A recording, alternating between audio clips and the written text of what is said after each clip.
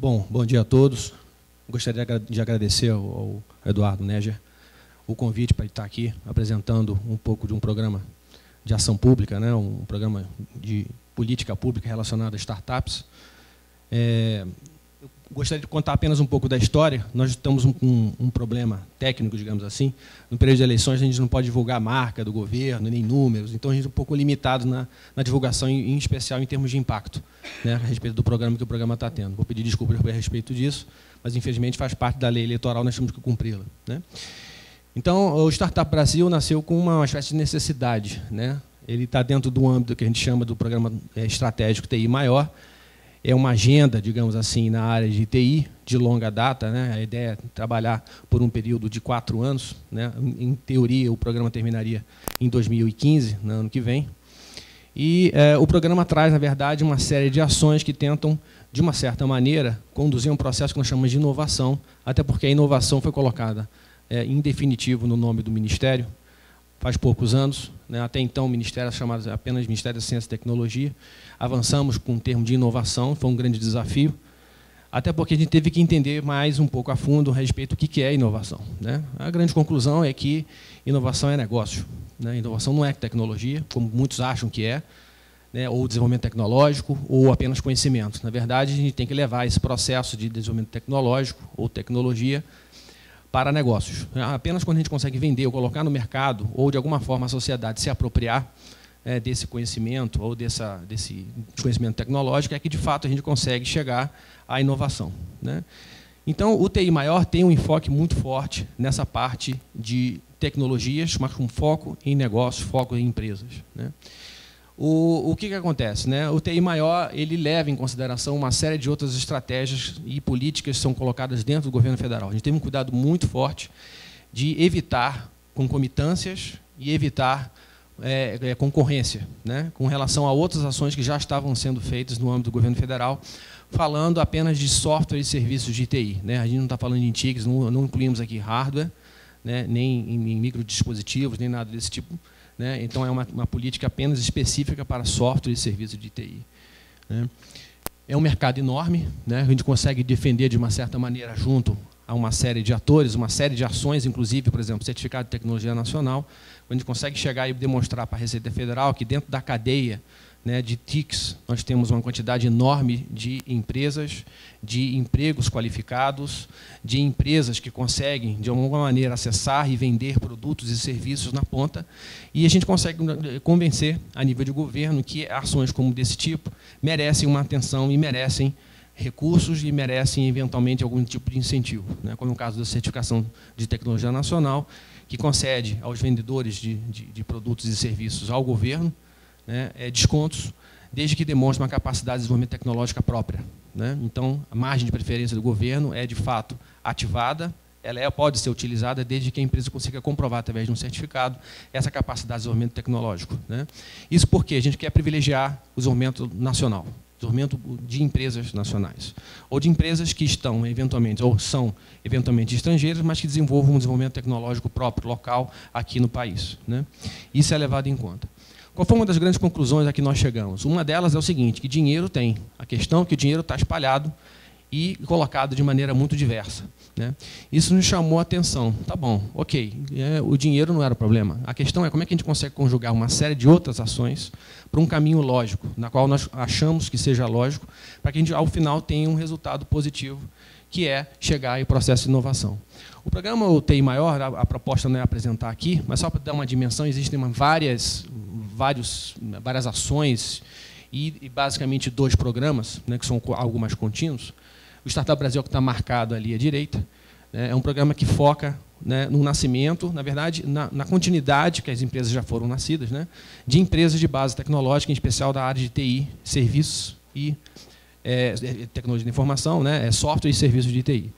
Por que a gente identificou isso? Na verdade, olhando as outras ações que o governo tem de maneira passada, como as incubadoras, por exemplo, a gente conseguia identificar muito claramente que 60% dos projetos dentro das incubadoras são relacionados a software ou serviço de TI de alguma maneira, né? TICs, de maneira geral, alguma coisa, um percentual ainda menor, de hardware, mas a grande parte está vinculada a isso. Isso nos deu um alerta. Tudo bem, então o Programa Nacional de Incubadores e Parques Tecnológicos, que é outra ação contínua do governo, né, do Ministério, já tem uma tratativa, né, já de longa data, trabalhando com as incubadoras. O que acontece? Hoje existem 300 incubadoras, né, que atendem um universo muito grande de empresas, de empreendedores, né? Só que elas têm um perfil e a gente acabou identificando uma série de questões e problemas, que é o que eu vou passar para vocês na frente. Então, o TI Maior ele tem o Startup Brasil como um dos focos, que é a questão da empresa. A gente gosta de dizer que esse programa está preocupado com o nascimento das empresas que serão as grandes do futuro, né, ou que vão suportar as novas grandes do futuro. Porque por que a gente diz isso? Porque a gente tem que empurrar essas empresas de maneira muito rápida para o mercado. Como eu estava falando para vocês, a questão da inovação é questão de mercado. O desenvolvimento tecnológico, a gente acredita e já identificou que existem muitas competências dentro do país. A questão é que a gente precisa empurrá-las para o mercado. E precisamos trazer investidores e outras pessoas, outros atores dentro do que a gente chama de ecossistema, para que a gente possa desenvolver esse ecossistema mais forte, ou seja, fazer com que as empresas de fato tenham sucesso, rentabilidade, emprego, renda, tudo isso que se espera no final das contas com um programa como esse. Então, o Startup Brasil é um dos programas. O outro está relacionado à capacitação, como falamos aqui, o Eduardo comentou a respeito do problema da área de gente. Precisamos de gente trabalhando na área de TICs, em especial pessoal de nível técnico. Temos um outro programa que está em conjunto hoje com o MEC, onde tenta alavancar de maneira muito forte pessoas que tenham capacidade para trabalhar em programação em especial e outras atividades que estão se expandindo ao longo do tempo. Bom, então, é o que é o Brasil mais TI. Agora, o Startup Brasil tem um enfoque e ele é um pouco diferente dos outros programas de fomento. O Eduardo comentou, o governo tem uma série de programas e ações ligadas ao fomento à inovação tecnológica. Temos o RAI, subvenção econômica, financiamentos da FINEP, fundos de Venture Capital, ou seja, tem uma série de instrumentos. O Brasil, inclusive, nesse aspecto, é rico em quantidade, não necessariamente em números de valores de investimento, mas é rico no sentido que temos uma pleiade de instrumentos que a gente não deve nada a ninguém no mundo. Se você olhar os instrumentos que existem lá fora em termos de subvenção a empresas de base tecnológica, nós temos todos eles aqui. Temos subvenção econômica, apoio a recursos humanos dentro da empresa, temos subvenção econômica maior para grandes empresas, temos incentivos fiscais para as grandes empresas, que o foco maior são para as grandes empresas, onde o aporte de investimento é muito maior. Não dá para o governo tirar em cash e dar para essas empresas, não tem muita lógica. O cash pequeno, seed money, deveria ir para as pequenas, que é o caso do startup. Então, foram coisas que a gente foi identificando ao longo do tempo e trouxemos dentro de um arcabouço lógico, o TI maior.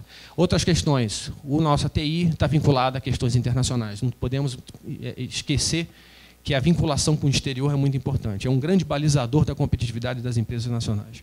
Não significa dizer que a gente vai trazer empresas, ao contrário, a gente quer levar vocês para fora, facilitar esse processo. A atração de centros globais de P&D é outra questão. Muitas empresas vinham bater na nossa porta e vinham perguntar, vem cá, como é que eu posso operar no Brasil? A gente dizia assim, bom, se vocês querem operar a nível produtivo, muito bem, pode procurar o BNDES, o Ministério do Desenvolvimento. Agora, se você quer fazer uma operação onde tem uma agregação de valor ligada à pesquisa e desenvolvimento, sim, aí nós temos uma ação específica que são os centros globais de P&D. É uma outra ação importante. Inteligência de mercado, como é que funciona essa rede de negócios que é intrínseca, complexa. Às vezes é um indivíduo que faz um código de programação que vai entrar numa empresa média que presta um serviço para uma segunda grande que aí, de fato, chega a um banco, por exemplo. Essa cadeia complexa faz a gente estar tentando entender e, eventualmente, mobilizar esses atores para se fundirem, ficarem grandes, ganharem corpo, para que possam ser mais competitivos ao longo do tempo. É uma ação de inteligência de mercado.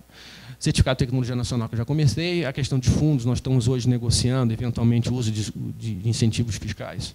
Estamos negociando com o BNDES, estamos negociando com a FINEP, para ver o que a gente pode articular para ter uma oferta de fundos mais adequada e com uma capacidade, um impacto melhor do que já existe hoje. Então, no TI maior, ele tem um grau complexo, mas focando especificamente na questão das startups, a gente pode identificar uma série de problemas e, ao mesmo tempo, uma oportunidade de criação do programa. Primeiro ponto, dificuldade de acesso ao mercado. Todos vocês aqui presentes sabem qual é a dificuldade. Ganhar cliente não é fácil. Acessar o mercado é uma questão de impacto e difícil.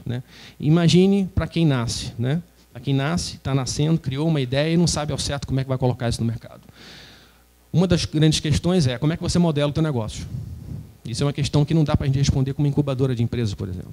A gente precisa de um ente externo que tenha a capacidade de mentorar esse processo e facilitar esse entendimento de como é que você deve drivar a tecnologia para um negócio que seja viável. Não é simplesmente empacotar e dizer que eu vou vender um serviço via o app. Tudo bem. Como é que você vai monetizar esse processo? Como é que você vai estimular o uso do cliente? E outra, já tem que estar pensando no segundo ciclo do programa. Quando você começa com o primeiro produto, você já tem que estar pensando logo em 12 meses na evolução desse programa, desse produto. Ou seja, é uma questão de inovação, um processo contínuo. Isso é uma questão que, por exemplo, o Ministério não tem condições de arcar com isso, né? Mas a gente tem que trazer atores que entendam desse processo e possam facilitar o trabalho dessas empresas nascentes. Os projetos, né, que a gente ouvia, uma vez conversando com fundos de investimento, conversando com investidores anjos, conversando com o pessoal do CNPq que faz a avaliação dos projetos, da própria FINEP, a gente identificou o seguinte: a maior parte dos projetos tem um foco excessivo na parte tecnológica, e a parte mercadológica fica um pouco a desejar, né? Ou seja, não basta ter uma ideia muito bonita, você tem que saber modelar esse negócio. Na verdade, não complementa a primeira necessidade, né? Na sequência, dificuldade de acesso a clientes, né? É uma consequência quando você não consegue modelar direito o seu negócio, você tem uma dificuldade natural de acesso a clientes, que tem duas questões. Uma é como é que você modela o negócio, uma segunda é a capacidade de investimento, para você fazer o marketing adequado, para poder conseguir acessar de fato aquele cliente. Às vezes não é um acesso direto no varejo, às vezes você precisa de um canal de distribuição, depende um pouco do contexto e da inovação que você está criando. Na sequência, né? Uma dificuldade de você obter dinheiro de seed money no início do projeto, né? Na verdade, você tem uma etapa muito inicial que você pode estar desenvolvendo. No caso de software, é mais fácil em alguns casos, não em casos complexos, onde você pode ter um pequeno tempo de investimento próprio no desenvolvimento de um pequeno sistema, né? Mas tem uma segunda fase onde você precisa linkar, fazer front-ends, fazer uma série de aplicações, né? Tem que ter um servidor, tem que ter um acesso mais robusto, ou seja, você tem que ter uma capacidade de investimento para dar uma sequência natural do seu produto minimamente viável, né? Você tem que dar uma sequência nele.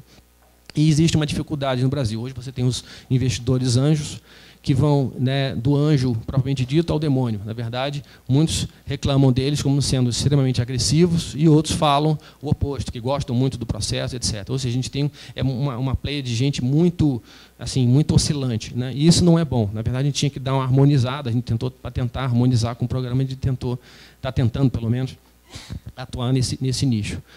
Os investidores, no geral, comentam sobre a baixa qualidade dos projetos, né? As qualidades são mal apresentados, né? A gente vê isso quando a gente avalia os projetos lá junto ao CNPq. A forma como se apresenta não está clara, não está ordenada, não tem uma certa lógica, às vezes dá um peso muito excessivo na questão tecnológica. E, às vezes, o analista, ou a pessoa que está avaliando, o avaliador, tem dificuldade de entender como é que você vai inserir isso no mercado. Tem dificuldade de entender como é que você vai desenvolver esse processo, né? Então, às vezes, o próprio desenvolvimento do negócio, propriamente dito, da proposta de projeto, é um problema. Um outro ponto, né, os instrumentos de apoio à PDI, eles existem, né? O que a gente vê é que eles são muito genéricos, né, como um RAI, né?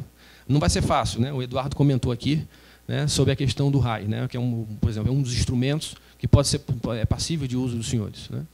O RAI, ele tem uma característica, e ele é competitivo. E o pior é que vocês vão competir com vários tipos de projetos, dentre eles nanotecnologia, biotecnologia, e os de TI vão estar no meio. São os maiores usuários hoje do RAI, até onde eu saiba, né? É a área de TI e serviços, né, de TI, software em serviço. Por quê? Na verdade, você tem um gancho muito forte e uma capacidade de colocação no mercado muito mais rápida, né, quando você pensa em produtos biotecnológicos, onde tem um grau de maturidade mais lento, um processo de inserção no mercado muito mais complexo, você tem etapas de testes, etc., e isso torna o processo de inovação muito mais caro. Então, a pequena empresa tem essa dificuldade em poder acessar. Então, acaba que o software acaba recebendo uma relevância muito importante nesse processo. E até então, a nossa conclusão foi, até em 2013, nós não tínhamos uma ação específica, um instrumento específico para atender as necessidades de empresas de software e serviços de TI. Aí, então, nasce o Startup Brasil, né? Outras coisas que nós fizemos também ao longo do tempo, vamos avaliar os problemas, né? Os problemas que existem para as pequenas empresas são iguais no mundo inteiro. Vamos falar questão de acesso, capital humano, ou o capital humano às vezes é existente, mas ele é muito caro, né? Você tem a questão de oportunidade de mercado, o governo e suas regulamentações. Esses problemas existem no mundo inteiro. Tá certo que vivemos num país muito burocrático e a gente sabe que das nossas dificuldades. Mas é curioso, né? Quando a gente fala com um jornalista, e o jornalista diz que o Brasil é muito caro, quando montar minha empresa demora muito, eu até cheguei a conversar com a pessoa da assessoria de comunicação do Ministério e falei, poxa, senhora, você fez a pergunta para ele se ele já tentou abrir uma empresa lá na Europa? Né? Acho que ele nunca tentou. Não pensem em vocês que é fácil. Tá? É mais rápido em termos burocráticos. Você pode ter um CNPJ muito rápido, mas o processo continuado é tão difícil quanto. Né? Tem uma ilusão de achar que as coisas são mais fáceis. De fato, aqui é muito mais complicado. Tá? Não vou dizer que não é, que é. Porque lá você vai ter que comprovar espaço, vai ter visita do bombeiro do mesmo jeito, é tudo igual, não é diferente. Né? A questão é, abrir um CNPJ é mais difícil, às vezes, aqui no Brasil. Lá fora, não é tão fácil também, não. Né? Mas esse é um processo. Né? Viver como estrangeiro lá fora, que é uma reclamação recorrente dos nossos empreendedores estrangeiros quando chegam aqui. Chegar e tirar uma identidade aqui. Tentem vocês entrar na fila dos Estados Unidos ou na Europa, esperando lá no inverno para poder tirar a identidade de estrangeiro. Você continua estrangeiro lá do mesmo jeito. O processo é burocrático e a reciprocidade é a mesma. Então, nasce o Startup Brasil. Qual é a questão? Né? Nós temos uma série de pontos focais, digamos assim, pontos estratégicos, né, dentro do programa, preocupações. Presença local e global. Tem que pensar um pouco do local, sim, claro, mas por que não extrapolar um pouco esse pensamento e pensar no global? Será que meu produto pode ir para fora? É um pensamento, é um estímulo que a gente faz. Projetos nacionais e internacionais. Nós temos projetos, recebemos propostas de projetos, tanto a nível nacional como internacionais. Hoje, cerca de 20% dos projetos apoiados são internacionais. Isso tem uma consequência. O programa é um programa que a gente chama de ecossistema, não é um programa de fomento. É diferente de um RAI, diferente de incentivo fiscal, diferente de qualquer outro tipo de coisa. O programa tem uma série de outras ações que não são contabilizadas de maneira direta como investimento, mas sim são articulações a nível de atores, que a gente traz esses atores que estão dispostos a colocar recursos e atuar no que a gente chama de ecossistema. O ecossistema é isso aqui. Uma ação dessa como a Abranet, de reunir os senhores aqui, mostrar uma feira, fazer interrelação de negócios, é uma espécie de networking. Essa network que a gente quer criar dentro desse contexto. E extrapolando a questão tecnológica. Tem que passar a pensar que o teu negócio hoje está contigo. Pode ser que amanhã você tenha um sócio. E daqui a pouco você nem esteja mais nesse negócio. E que está na hora de pensar no novo negócio.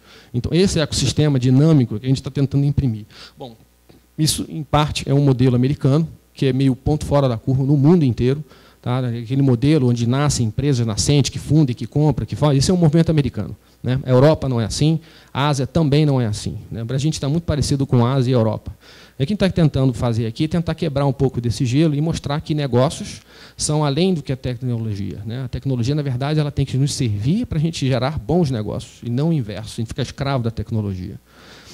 Então, projetos nacionais e internacionais, financiamento da pesquisa, desenvolvimento e inovação, esse é o principal foco e ponto de fomento. O Ministério só aplica recursos para a parte de desenvolvimento tecnológico.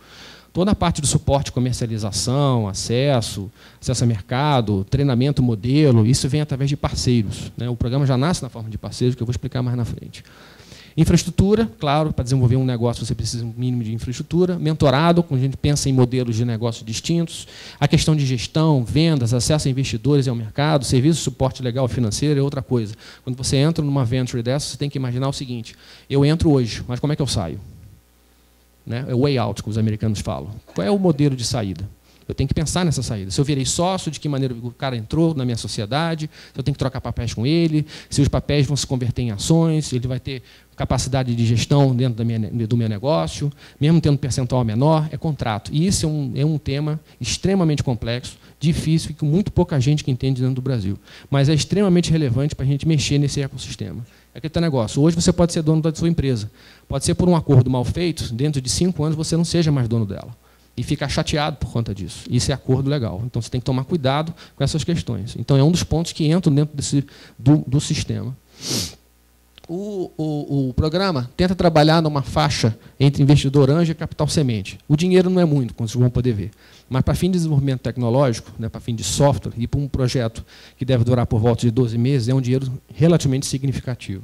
Até porque os valores das bolsas são diferentes do RAI, são mais elevadas, são mais próximas de uma realidade de mercado. A gente deve fazer um estudo a respeito de valores de mercado para poder justificar eventuais saídas do indivíduo, do tipo, poxa, hoje eu trabalho numa empresa e ganho 5 a 6 mil reais. Será que eu estou disposto, depois de trabalhar 10 anos nessa empresa, a continuar ou vou empreender? Às vezes ele tem uma competência tão grande que a gente está disposto a pagar 5 mil reais por 12 meses para ele testar essa ideia dele num ambiente desse, de inovação. As nossas metas são sempre 100 empresas a cada ciclo, né? Um ciclo dura pelo menos 12 meses, de 12 a 18 meses. São ciclos de investimento muito rápidos e com resultados que tendem a ser muito rápidos. Né? O aporte é feito até R$200 mil em bolsa durante esse período, de 12 a 18 meses. Tá? Hoje nós temos o que nós chamamos de aceleradoras, são 15 aceleradoras. As aceleradoras são os entes, né, e fazem parte desse novo modelo, que eu vou explicar um pouquinho mais na frente. E elas também fazem um aporte tanto de recurso como capacidade de gestão, mentorado, e complementam aquela parte da qual o Ministério não tem como pagar. Né? Nós nos atemos apenas às questões focadas explicitamente à pesquisa, desenvolvimento e inovação. Até porque nós temos acordos internacionais, junto à OMC, que a gente se proíbe a investir coisas que sejam fora da área de pesquisa, desenvolvimento e inovação. Isso faz com que os outros países possam contestar a gente por questões de investimento e intervenção estatal, por ações que não são puramente desenvolvimento tecnológico. Então, a gente tem que nos focar nesse tipo de coisa. E nós trazemos parceiros, mas isso não impede que a gente possa trazer parceiros, que esses parceiros possam atuar de maneira mais positiva.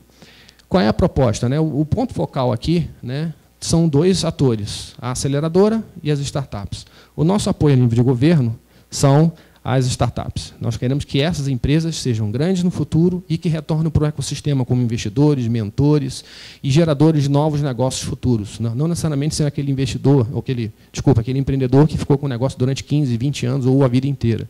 Eventualmente, esse modelo já é um pouco diferente. Tem que imaginar que o ciclo de vida das empresas tende a ser muito menor, até porque a tecnologia é muito rápida, fusões e aquisições ocorrem de maneira muito rápida. Né? Então, existe um processo, né, e na qual o programa tenta trabalhar as startups, mas com o apoio do que a gente chama de aceleradoras. Eu vou explicar aqui mais na frente, né, exatamente como é que é o processo. Temos uma chamada pública onde selecionamos as aceleradoras. Na verdade, isso não é uma seleção, é uma coisa que a gente chama de qualificação. Será que elas estão dentro de um princípio de investimento, estão dispostas a investir? Qual é o quadro de backlog de projetos dela? Se eles têm investidores por detrás deles? Quem são esses investidores? Quem são os mentores? Isso é avaliado numa banca multidisciplinar, com gente de mercado, gente de governo, gente da academia, e a gente pode fazer uma espécie de ranqueamento, se eles pontuam mais ou menos. Existem critérios, existe um edital, e isso é feito a nível do Ministério. Na verdade, essas aceleradoras são qualificadas, significa dizer que elas estariam aptas a trabalhar no programa, e elas não recebem absolutamente nada nosso. Um tostão do governo. Mas qual é a ideia? Que eles, uma vez qualificados, a gente está entregando para as startups empresas que, supostamente, teriam uma capacidade de resposta daquelas partes que faltam, além da pesquisa e do desenvolvimento. Né? Pelo menos essa é a nossa expectativa. O que acontece? O edital, uma vez feito, nós fazemos o edital das startups, que é diretamente. O CNPq abre, então, um edital específico para o programa e diz o seguinte: startup, submeta o seu projeto e indique, na ordem de preferência, qual aceleradora você gostaria de trabalhar. Né? Eu vou mostrar mais na frente quais são, rapidamente, as aceleradoras, para vocês entenderem. Nesse movimento, o que a gente conseguiu já fazer, pelo menos em termos teóricos? Né? Alavancamos 1,5 vezes o investimento que o governo está fazendo. Né? Já em investimento privados ou potencial investimento privado. Né? Pelo menos essa é a ideia. Não dá para a gente arcar, o governo arcar, com todo o ônus do investimento. Então, o investidor privado está entrando, pelo menos nas duas medidas de seleção de aceleradores, com 1,5 a mais, né? Quase 2 vezes o valor. Né? Esses valores estão batendo hoje com o primeiro suporte, né? A primeira avaliação de investimentos que estão sendo conferidos. Realmente está nessa faixa. Isso era o que estava previsto, uma vez e meia, era o que estava previsto inicialmente, quando a gente avalia os projetos das aceleradoras, e agora está se confirmando. Uma vez feita a seleção, as duas se juntam, tem um grande evento, onde eles se conhecem, e já é um evento de trabalho, logo de cara. Vão se conhecer, vão conhecer mentores, e a gente consegue mobilizar em torno de 50 mentores, no último encontro que nós tivemos em São Paulo. Né? Com 50 mentores é curioso, vão ver lá pessoas que chegam para ajudar o empreendedor a nascer, né? a mudar, a pivotar, a mexer no seu negócio. E são mentores de várias áreas, área tecnológica, área de mercado, área financeira, área legal, e as pessoas vão lá e não ganham um tostão. Aí as pessoas não entendem como é que a gente consegue mobilizar tanta gente para aquilo lá. A gente gosta de dizer o seguinte: isso é ecossistema. Pode ser que aquele mentor que está indo lá está interessado no teu negócio, ele está a fim de virar sócio seu, e ele vai te ajudar nesse processo. Então, é exatamente isso que a gente quer com o programa. Então, o Welcome Aboard, né, é um evento onde a gente aglomera todos eles, nós estamos lá, fazemos as indicações do que a gente pretende fazer, né, como é que vai funcionar o programa, a questão das bolsas, como é que funciona, que é um processo complexo, burocrático em alguns aspectos, né, porque é dinheiro público, não dá para sair de qualquer maneira. Então, você tem regras, você tem que cumprir essas regras. Então, lá é o momento onde a gente explica e consegue trazer uma grande mobilização desses indivíduos. Né. E aí inicia-se um processo de a aceleração. O programa tem duas fases, né? Uma primeira onde a gente seleciona as aceleradoras e uma segunda fase onde aceleramos, chamamos as empresas startups. E é um processo dividido em 2 períodos ao ano, né? Isso para dar tempo, a cada 6 meses, pelo menos, do empreendedor que não tenha sido aprovado em um período, no próximo ele poder concorrer novamente. Então, tem um ciclo, né, onde se continua. E a nossa previsão é trabalhar durante 3 anos. Né? Já estamos no 2º ano, com o 2º edital já em andamento. Né? Bom, o programa, como eu estava explicando, ele não é apenas ligado à questão de fomento ao desenvolvimento tecnológico, ele tem um braço mercadológico muito forte. Já temos um pequeno hub no Vale do Silício, que ele vai ser incrementado na medida que agora as primeiras empresas com produtos devem estar indo fazer uma demonstração, fazer um demo day lá no Vale do Silício, com o apoio da Apex, que é outro parceiro nosso. O governo, o Ministério da Ciência e Tecnologia não põe um tostão nesse processo. Na verdade, já colocamos, garantimos uma qualidade de projeto boa e faz com que o próprio empreendedor se sinta seguro de pagar do bolso dele, ir lá para o Vale do Silício, botar a cara a tapa com o projeto dele junto ao investidor. Né? Pelo menos esse é o nosso pensamento. E na primeira estimativa que nós tivemos já 10 empresas que tinham um grau de maturidade que foram lá para fora.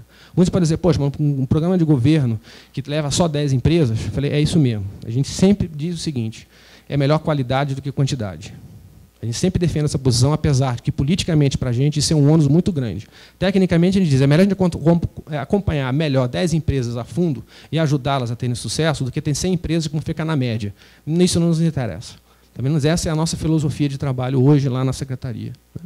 Então, eventos de networking e capacitação, já vamos ter o Welcome Aboard, é um deles, o Demo Day será outro evento, e por aí vai. Né?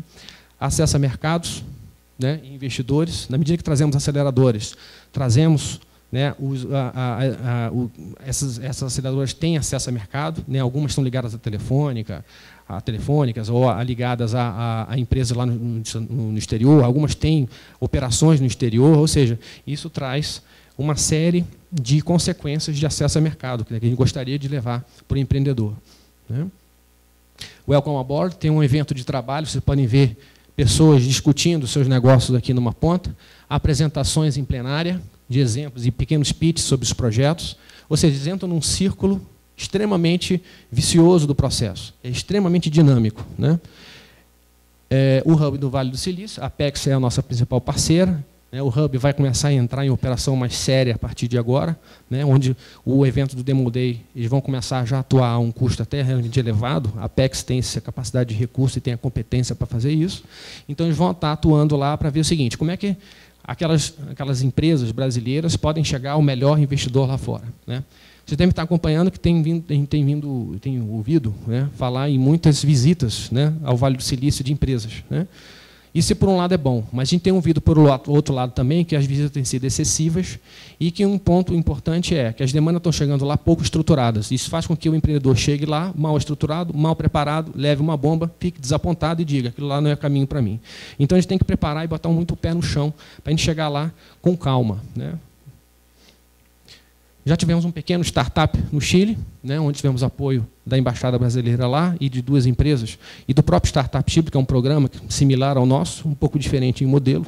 Tivemos uma apresentação, curiosamente mandamos algumas empresas, né, do programa, que ainda estava em fase de maturação, foram as mais maduras, mas ainda estava em processo de desenvolvimento, e já saíram com negócios de lá. Não foi um montante extremamente elevado, mas saiu com um montante de negócios e negócios feitos. Isso é um sinal para a gente, ou seja, a qualidade dos projetos que estão sendo aprovados no âmbito do programa tem nível, ou seja, a gente consegue levar lá para fora e fazer boas coisas. Né? A exposição à mídia do programa é um dos resultados positivos, ou seja, a mídia não fala à toa, na verdade. Quantidade de palestras, essa também será contabilizada, quando a gente é convidado para poder apresentar o programa, a gente contabiliza como sendo uma forma de medir o resultado de impacto do programa, né, uma preocupação. Isso acaba trazendo outros atores, a gente está, por exemplo, recebe Petrobras, recebe Banco do Brasil, recebemos Bradesco, recebemos uma série de empresas que estão interessadas e curiosas a respeito disso. Né. Uma empresa já, inclusive, fechou um patrocínio, uma empresa multinacional, né? Eles querem observar esse nosso programa, eles vão botar dinheiro no auxílio aos Demo Days, né? Vão estar se expondo, é claro, mas eles têm um objetivo muito claro, identificar oportunidades de negócio para ele dentro das tecnologias, dos negócios que estão sendo propostos. Isso começa a aglomerar o ecossistema que a gente está tanto pretendendo, né, construir. Né? As palestras e a Facebook, Twitter, nós temos um acesso muito importante, né? Apenas um termo de filtro, né, das propostas hoje submetidas, até 25% poderiam ser internacionais. Nós chegamos a um nível de 20%, porque a avaliação ela é técnica, não é quantitativa. A gente não é obrigado a atender 20%. Então, assim como ele não é obrigado a atingir as 100 empresas como meta.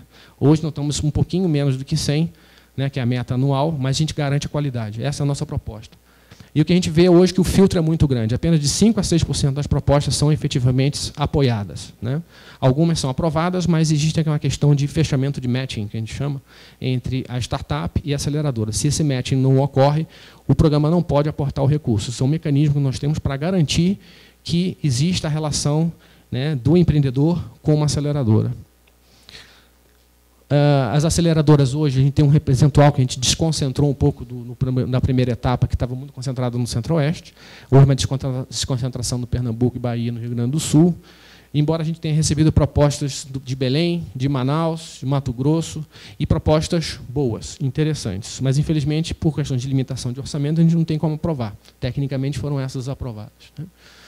Bom, eu vou passar rápido, que o projeto já acabou, né? As empresas podem ter até 4 anos de fundada para submeterem o projeto, tem que haver CNPJ, ideation ou ideias não servem, e elas devem ser drivadas para incubadoras, né?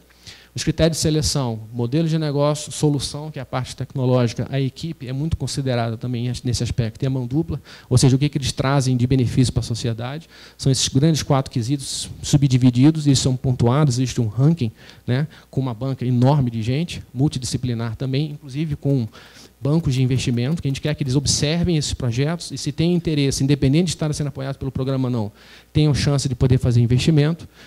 E aí vai, né? Os projetos hoje estão distribuídos de maneira bem equânime, né? Assim, bem equânime, né? Na verdade, concentração maior, onde existe uma maior competência, que é Centro-Oeste, né? Desculpa, Sudeste. Mas nós vemos projetos do Pará, do Nordeste, em Goiás, um número significativo de projetos sendo apoiados hoje, inclusive alguns de alta complexidade.